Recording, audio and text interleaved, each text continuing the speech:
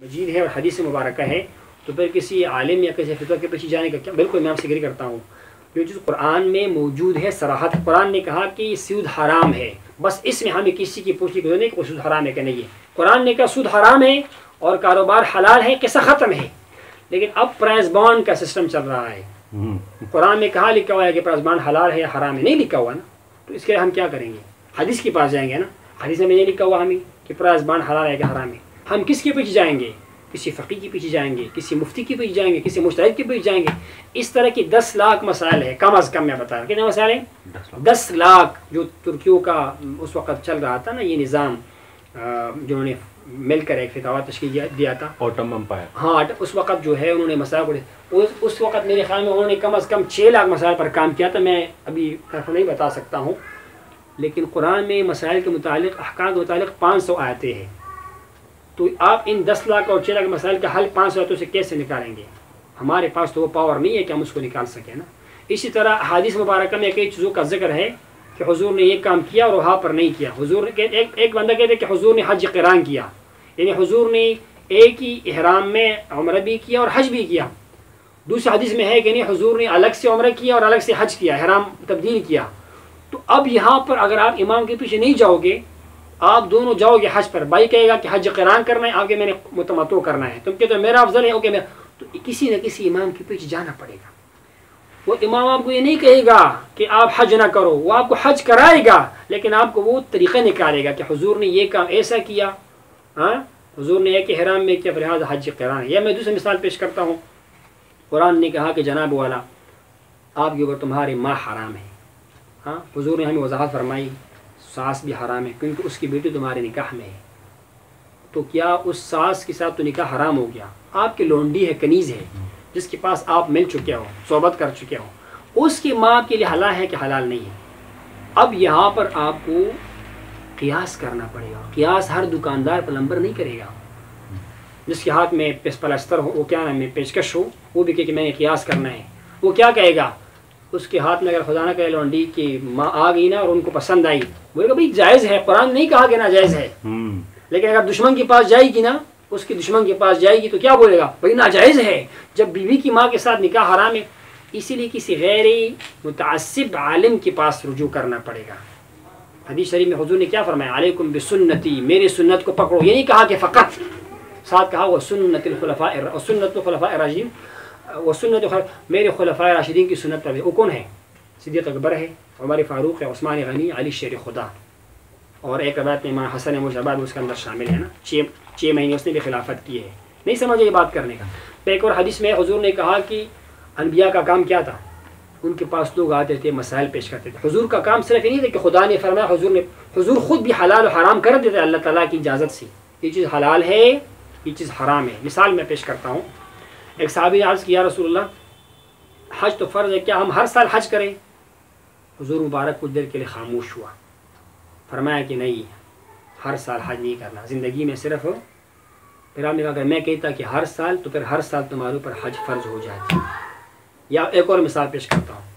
حضور نے لوگوں کو امر کرنا تھا کہ مسواک ہر نماز کے لیے کر دو. یہ مسواک کا کرنا لازم ہو جاتا سب کے اوپر. حضور نے امر نہیں کیا، اس لیے لازم نہیں ہوا، سنت رہا. اس سے معلوم ہے کہ حضور حلال و حرام بھی کرتا تھا. یہ انبیاء کا کام ہے. اور علماء کے بارے میں حضور نے کیا صحیح حدیث ہے، العلماء ورثۃ الانبیاء. علماء انبیاء کی وارثی. وارث کیا ہوتا ہے؟ جو کام مورث کرتا ہے نا، بڑا کرتا ہے. باپ نہیں ہے نا گھر میں، تو بڑا بھائی باپ کا وارث ہوتا ہے، وہ باپ والے فیصلے وہ کرتا ہے.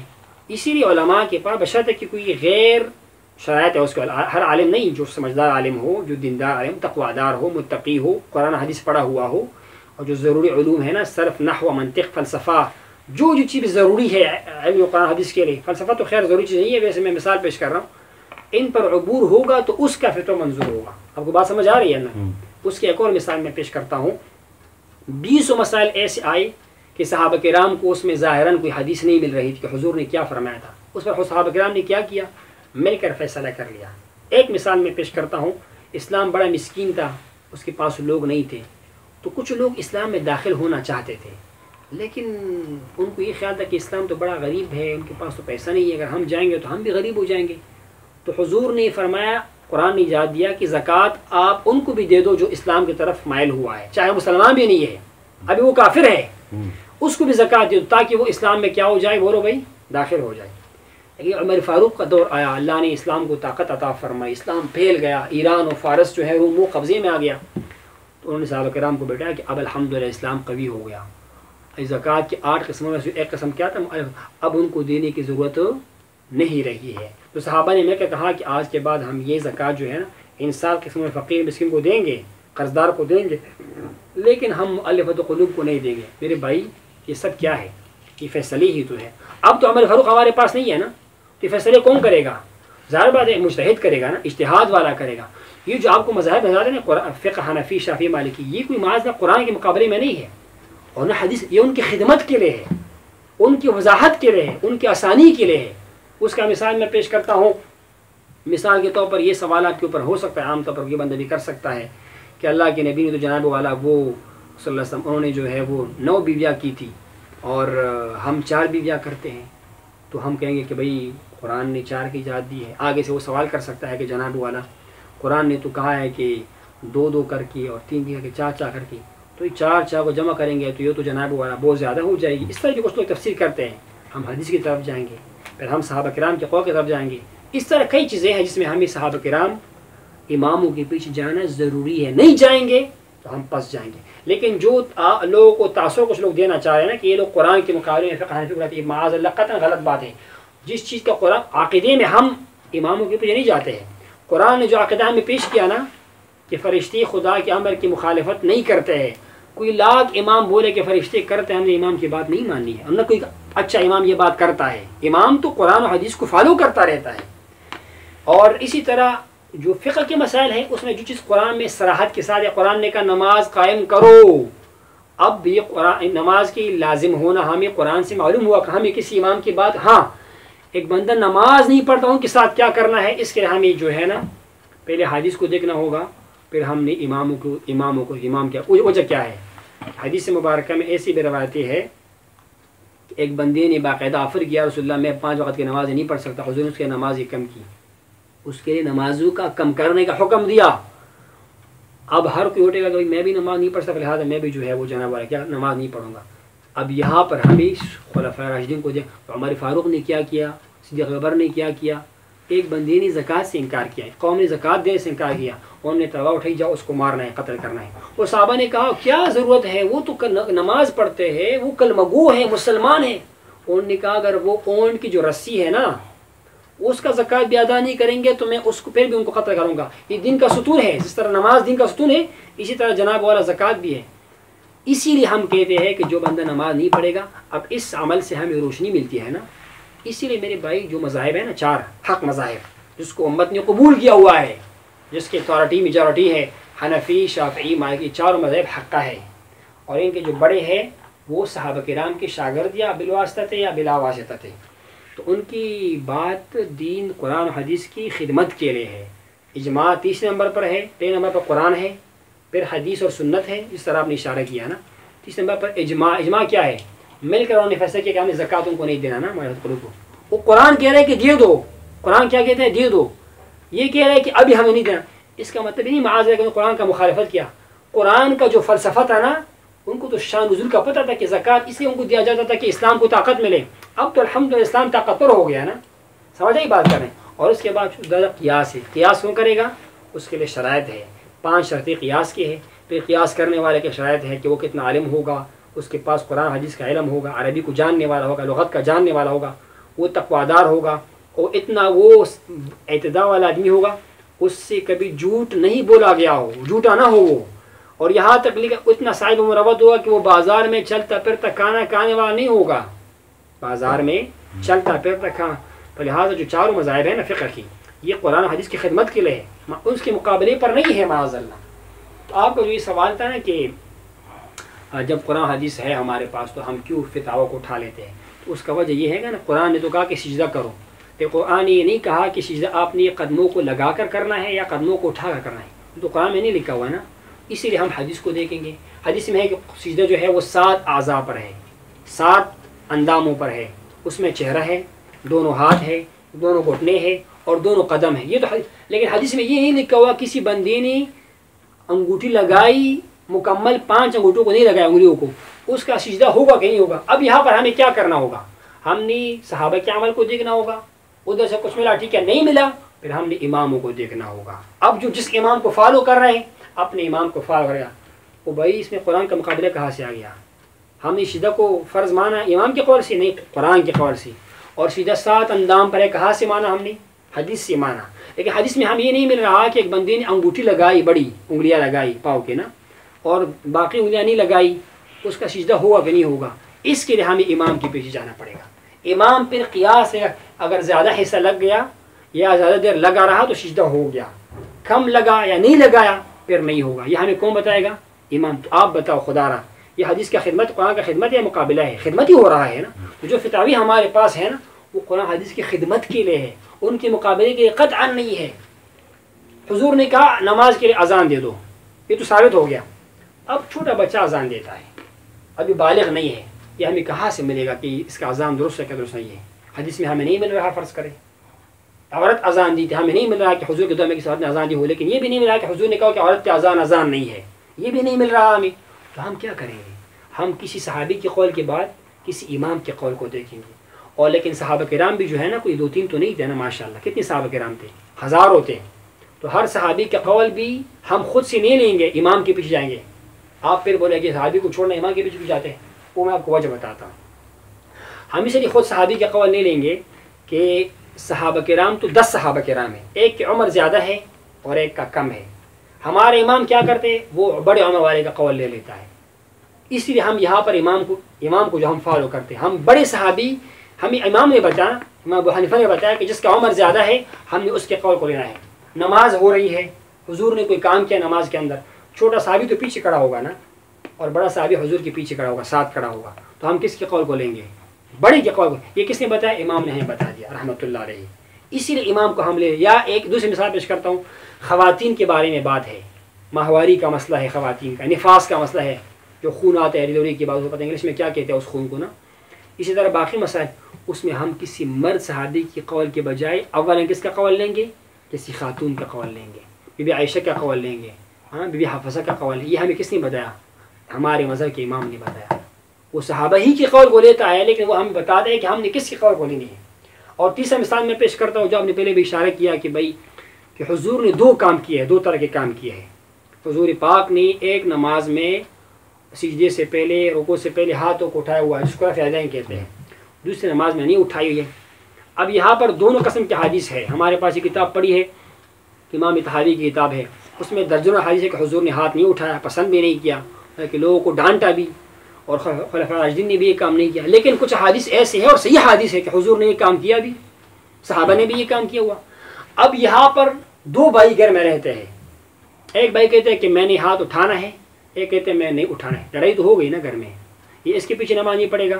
وہ اس کے حل کے اللہ نے 4 بندوں کو پیدا فرمایا, امام ابو حنیفہ, امام شافعی, امام مالک, امام احمد بن حنبل. اب اگر بھائی آپ امام شافعی کے پیچھے ہے, وہ امام ابو حنیفہ کے پیچھے, تو لڑائی نہیں ہوگی, کیونکہ ان کے آپس میں احترام ہے, ایک دوسرے کو رسپیکٹ کرتے ہیں, ایک دوسرے کو مان لیتے ہیں. جو بھائی امام ابو حنیفہ کے پیچھے جائے گا اس کے پاس دلیل کیا ہوگا؟ وہ فرماتے ہیں کہ حضور نے ہاتھ کو اٹھایا ہے, ہم مانتے ہیں بالکل, لیکن جو لاسٹ والا عمل ہے نا کہ حضور نے ہاتھ کو نہیں اٹھایا, اس پر غصہ ہوا, جلال فرمایا کہ یہ کام نہ کرو, فلہٰذا ہم نے ہاتھ کو نہیں اٹھانا ہے. کوئی اٹھائے گا بھی, حدیث کو سامنے رکھ کر اس کو معاذ اللہ ہم گمراہ نہیں کہیں گے, اس کو ہم برا بلا نہیں کہیں گے, بشرطے کہ اس کے پیچھے دلیل ہو, کسی امام کی قول اس نے اپنایا ہوا ہو نا. سمجھ نہیں بات کرنے کا. یہی 4 مذاہب کا جو ہے وہ آنے کا دنیا میں سبب ہے. اللہ نے امت کیا, حضور نے کہا میرے امت کے اختلاف رحمت ہے, لیکن علماء کا اختلاف, عوام کا اختلاف نہیں کہ جس میں لڑائی ہوتی ہے اور ڈنڈے اٹھا لیتے ہیں.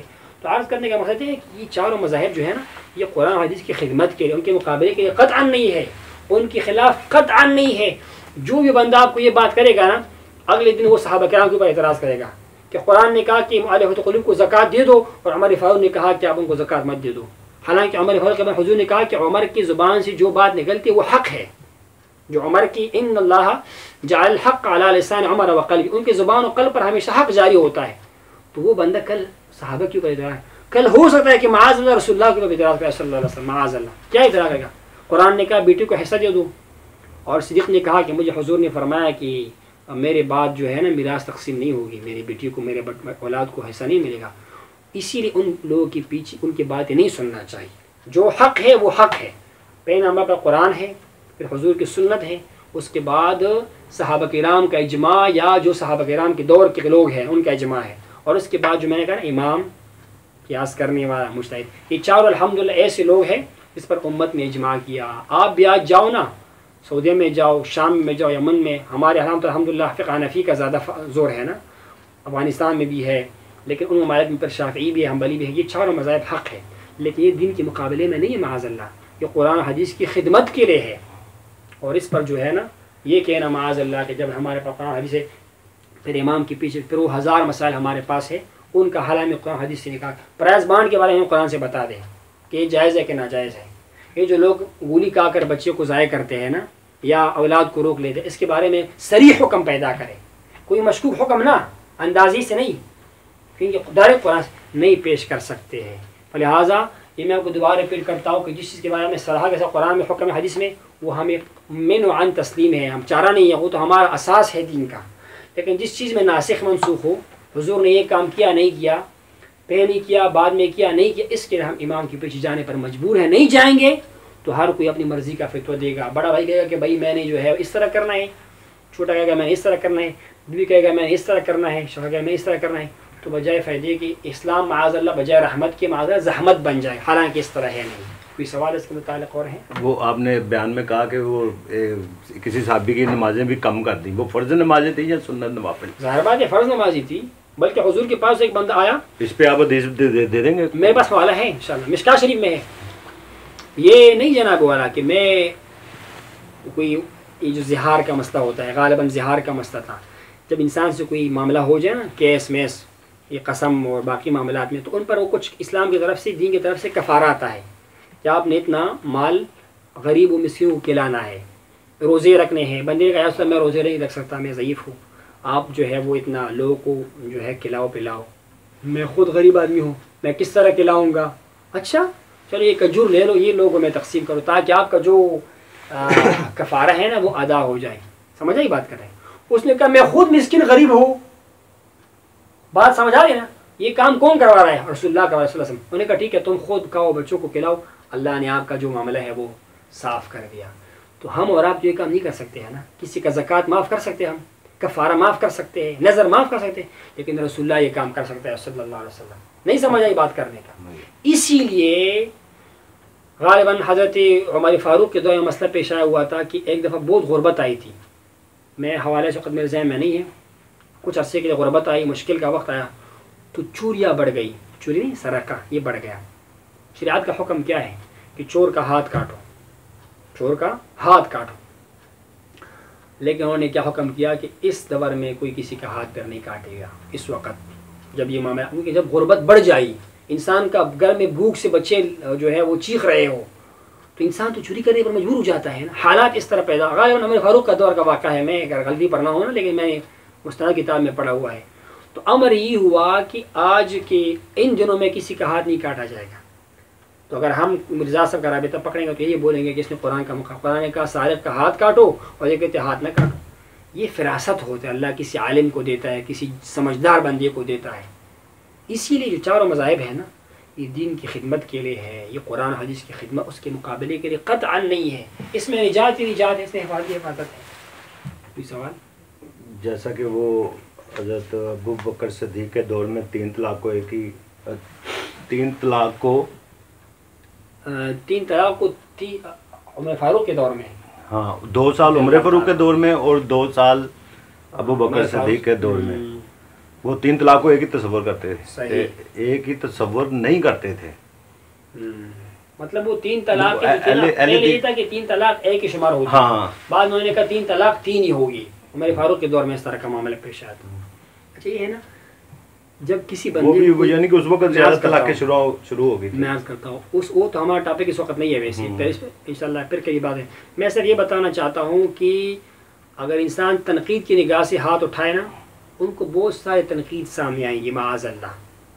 یہ ہماری کتاب میں لکھا ہے کہ جو امیر مالک کے بارے میں گستاخی کرے گا نا، ان کی منہ کو لگام ڈالو، اس کے منہ کو بند کرو۔ وجہ کیا ہے؟ امیر معاویہ تو چلو اس کے اوپر آپ بات کرو گے، ان کے ساتھ صحابہ کرام تھے، بڑے بڑے صحابہ کرام تھے، اگر ان کے خلاف بھی بات کرنا شروع کرو گے، پھر کل یہی امیر معاویہ کو جناب عمر، جناب عثمان، ان لوگوں نے ان کو ایک علاقے کی عمارت دی تھی نا، گورنری دی ہوئی تھی، ان پر بھی اعتراض آئے گا معاذ اللہ، ان پر جا کر حضور نبی پاک مبارک پر آپ کا اعتراض چلا جائے گا، فلہٰذا یہی پر بندی کو روک لو۔ ان بیچاروں کو کچھ نظر نہیں آتا تو انہوں نے ان مسائل کو اٹھایا ہوا ہے۔ دیکھو نا، وہ 3 طلاق تو ایک ہی طلاق ہے، انہوں نے اس کو 3 قرار دیا ہوا ہے۔ مسئلہ یہ نہیں ہے، مسئلہ یہ ہے کہ حضور نے اور قرآن نے ہمیں بتایا ہوا ہے کہ جو ان مبارکین کی منہ سے نکلتا ہے اور اس پر اجماع ہوتا ہے، امت کو وہ بات ماننی پڑتی ہے۔ اگر آپ نہیں مانتے اور آپ کے پاس کوئی امام کا دلیل ہے یا صحابہ کرام کا اجماع ہے تو ٹھیک ہے، پیش کرو، نہیں ہے تو آپ زیادہ سمجھدار یا صحابہ کرام زیادہ سمجھدار ہیں، یہ تو آپ کو بتانا پڑے گا، لیکن وہ ہمارا ٹاپک نہیں ہے، انشاءاللہ اس پر پھر کسی دن بات کر لیں گے۔ تو آج کرنے کا مقصد یہ ہے کہ یہ 4 مذاہب یہ دین کی خدمت کے لیے ہے، قرآن کی خدمت کے لیے، حدیث کی خدمت